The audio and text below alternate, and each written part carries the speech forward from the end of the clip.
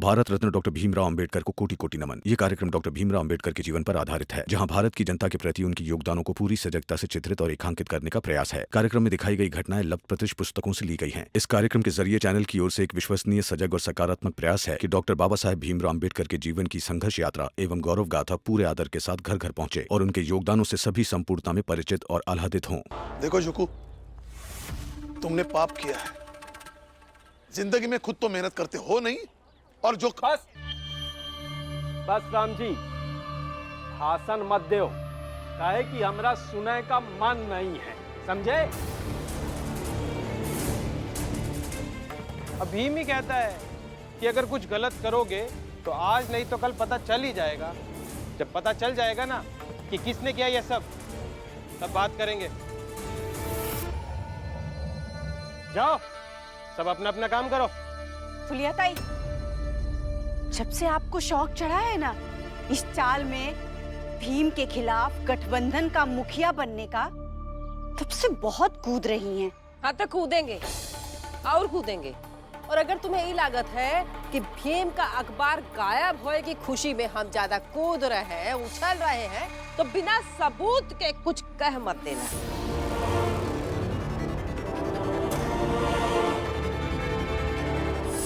खास तौर पे भीम की समर्थक होके, कहे कि बिना सबूत के न्याय कैसा और फैसला कैसा है कि नहीं भीमराव?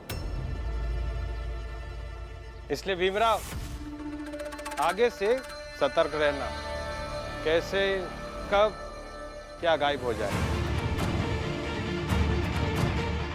हाँ, और अगर बिना सबूत के हम लोगन के ऊपर इल्जाम लगाए ना, तो हम मान हानि का केस कर देंगे तुम्हारे ऊपर। हम सुने हैं कि ऐसा कुछ होता है। ठीक है, लेकिन अगर मुझे सबूत मिल गया ना, तो मैं भी पुलिस थाने जाकर आप सबके खिलाफ रिपोर्ट लिखवाऊंगा और आपको सजा भी दिलवाऊंगा।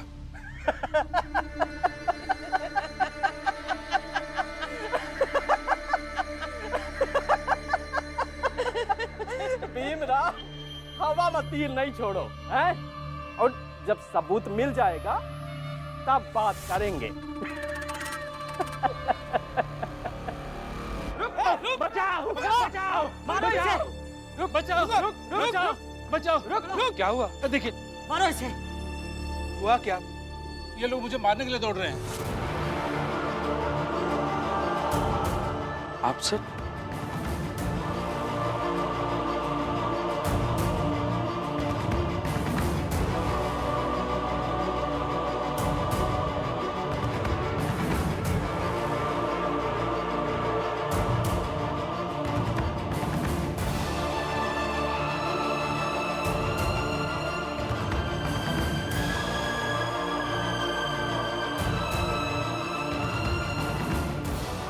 लेकिन हुआ क्या? भीमराव, ये आदमी आपका अखबार लेकर जा रहा था। इसे रोककर मेघनाथ जी ने हमें सुनाया और आपका मजाक उड़ाया।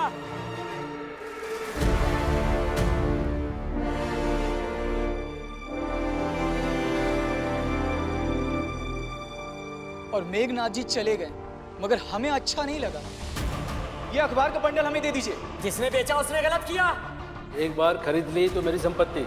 चलो, नहीं दे रहा है। देखो भाऊ, ये हमारे भीमराव अंबेडकर की मेहनत है, इसे रद्दी की तरह नहीं रख सकते। पैसे हम दे देंगे, लौटा दीजिए हमें। नहीं दे सकता। दे दीजिए। दे दीजिए, मैंने कहा ना, दे दीजिए। नहीं दूंगा। नहीं दोगे तो छीन लेंगे, भीमराव की मेहनत है।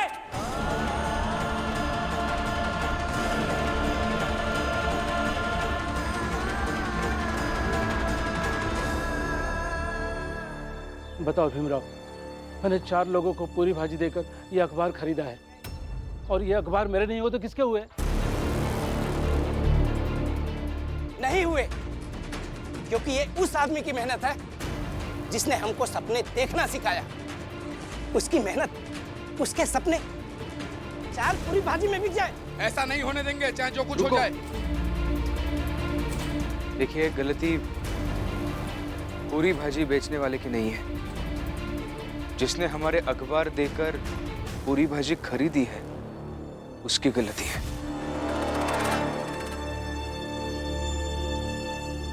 मैंने अभी अभी कहा ना, सबूत मिलेगा तो सजा दिलवाऊंगा। तो सजा मिलेगी।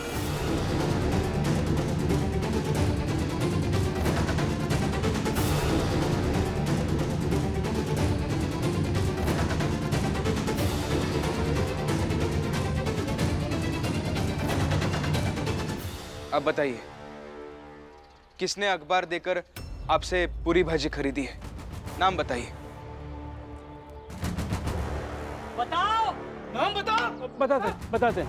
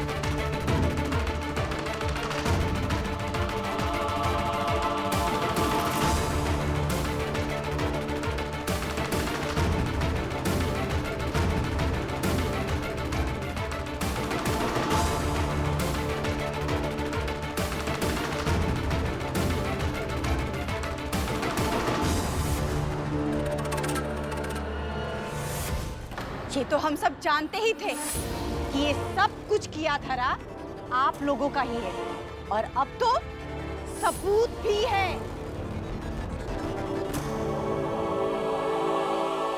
हाँ तो सबूत मिल गवा है तो का सबूत के बल पे फांसी पे लटका दोगे?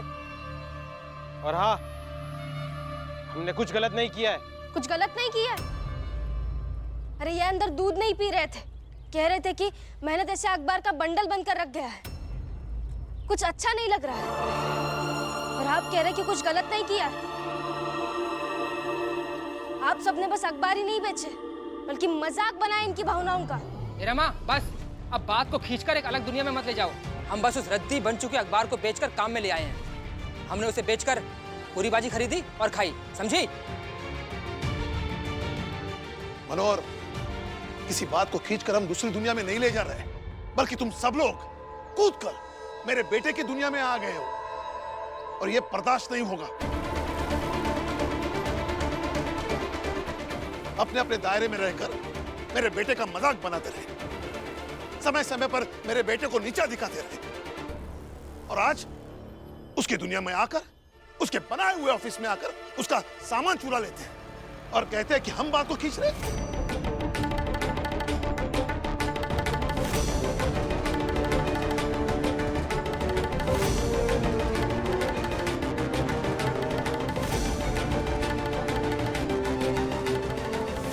राम जी भाऊ, अब इस बात को ऐसे देखो ना कि हम लोग तो उहे किए हैं जो भीमराव का सिद्धांत कहा था। भीमराव तो चाहबे करत है कि अपने बिरादरी के लोगन के लिए जिए, उनके सुख दुख में भाग ले, अपने मेहनत से अपने बिरादरी के लोगन का पेट भरे। तो बस ये समझ लो कि हम लोग भीम की मेहनत के बदले अब पूरी भाजी खा लिए। हाँ, हमें नहीं लागत है कि मैं भीमराव को बुरा लगे वाली कोई बात होगी, है ना? चलो अंदर चलो। अंदर नहीं,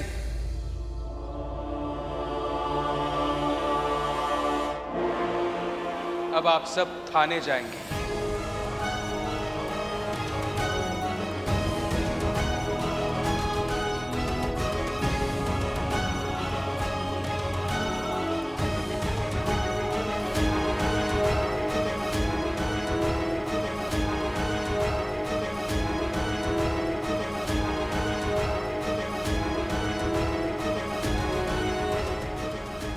इतने दिनों से आप सब गलती करते थे, मैं माफ करता था, मगर आज आप सबने अपराध किया है, और अपराध को माफ नहीं किया जाता, भुलाया नहीं जाता।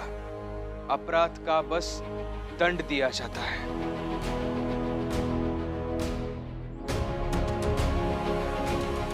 मैं अभी के अभी थाने जाऊंगा, आपके खिलाफ रिपोर्ट लिखवाऊंगा और आपको दंड दिलाऊंगा।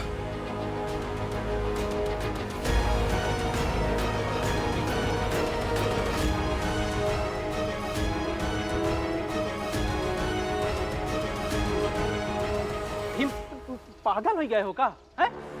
अखबार के कुछ बंडलों के खातिर हम लोगों को जेल में भेज दोगे?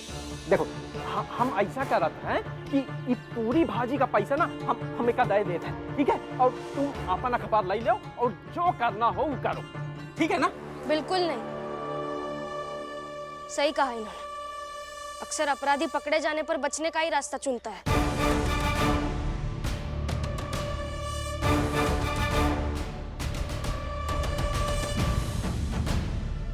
चलिए भीम भैया, रिपोर्ट लिखा कर आते हैं। अरे ऐसे कैसे रपट लिखवा कर आते हैं?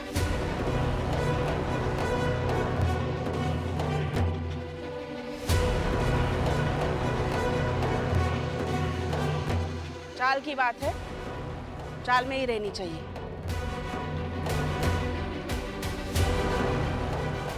और आप रोकिए अपने बेटे को।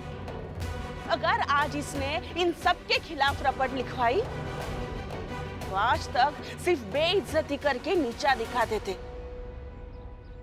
अब दुश्मन बन सकते हैं।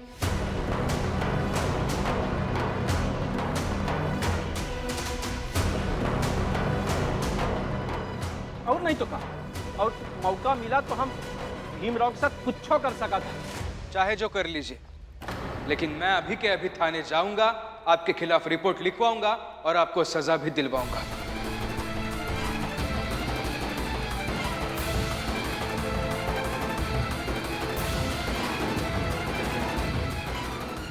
रुको बेटा,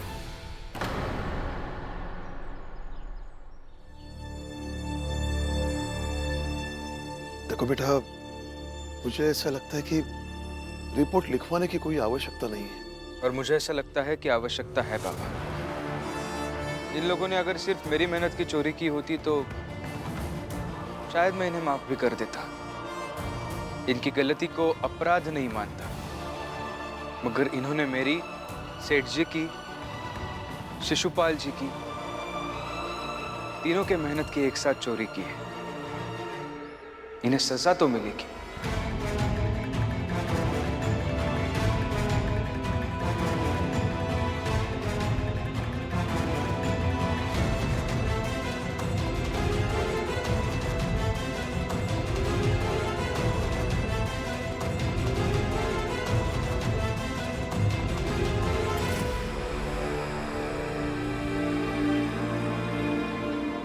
भीमराव कल कैसे अखबार बिकवा देगा समझ नहीं आ रहा है। बेटा,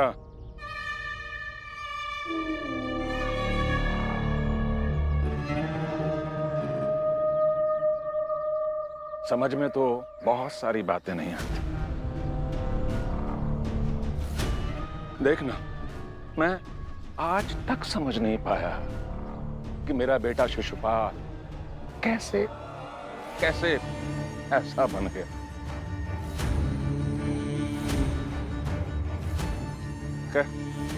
वो भीमराव जो सिर्फ हवाई सपने दिखाता है, कैसे लोग उस पर यकीन कर लेते हैं। अरे कैसे विश्वास कर लेते हैं हा? कि उस भीमराव ने बोल दिया कि अखबार बेच देगा कल तो बेच देगा। इतना आसान है क्या ये सब हा?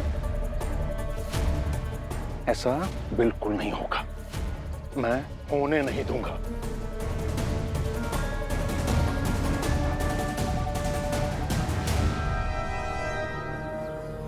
बाबा,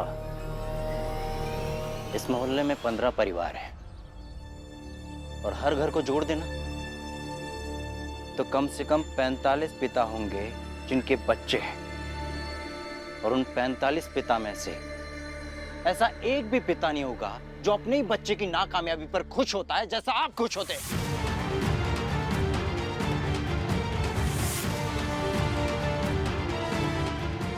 ऐसा एक पिता नहीं होगा जो अपने ही बच्चे को नाकामयाब करने में लगा रहता है।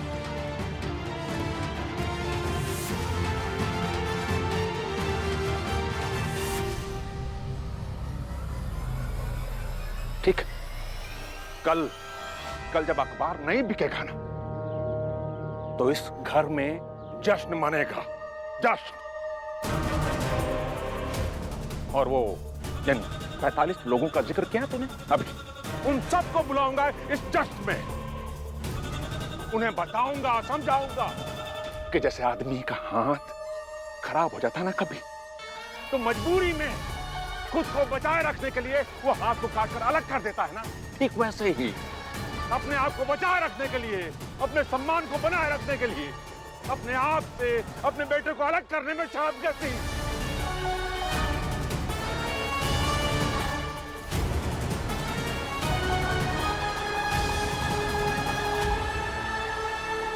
अरे तो कीजिए ना जश्न, कीजिए। मैं हारूं या जीतूं, बस आप जश्न कीजिए कि आप अपने पिता होने का धर्म निभा रहे हैं कि मैं नाकामयाब हो जाऊं।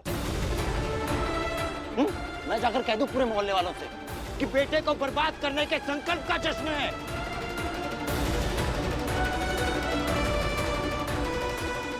बताइए, बताऊं? शांत रहिए, अंदर चलिए। हाँ, ले जा इसे, ले जा यहाँ से। आजकल इसकी बुद्धि काम नहीं करती, ले जा। करती है बाबा, बहुत अच्छे से करती है, और सच कहूं तो अब करने लगी है। समझ आने लगा है मुझे।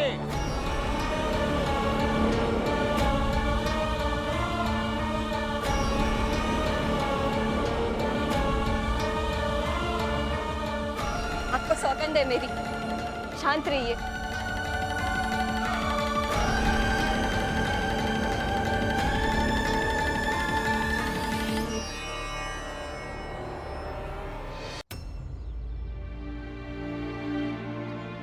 कैसे शांत रह जाऊं?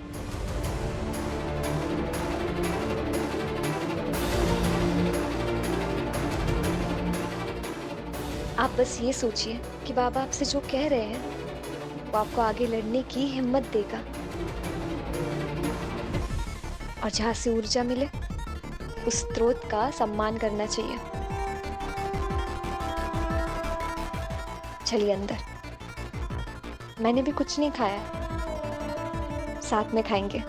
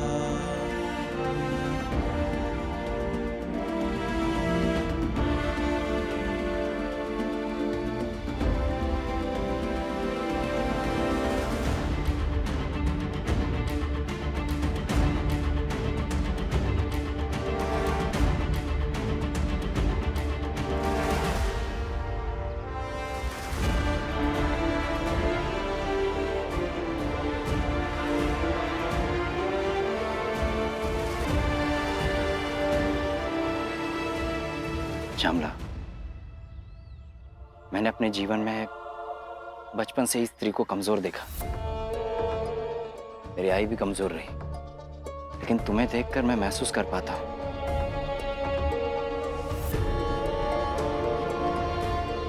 कि स्त्री कमजोरी नहीं, ताकत होती है। ऐसी ताकत जो कभी भीमराव को महानायक बनाने में लगी रहती है, तो कभी टूटे हुए शिशुपाल को संजोने और संभालने में लग जाती है।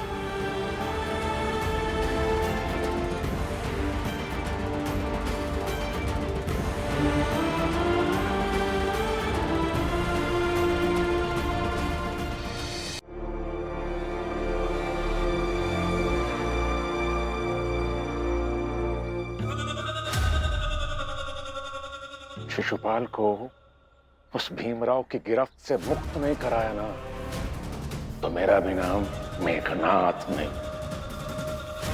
इसे फिर से उसका दुश्मन बनाऊंगा, ये वादा है मेरा अपने आप से।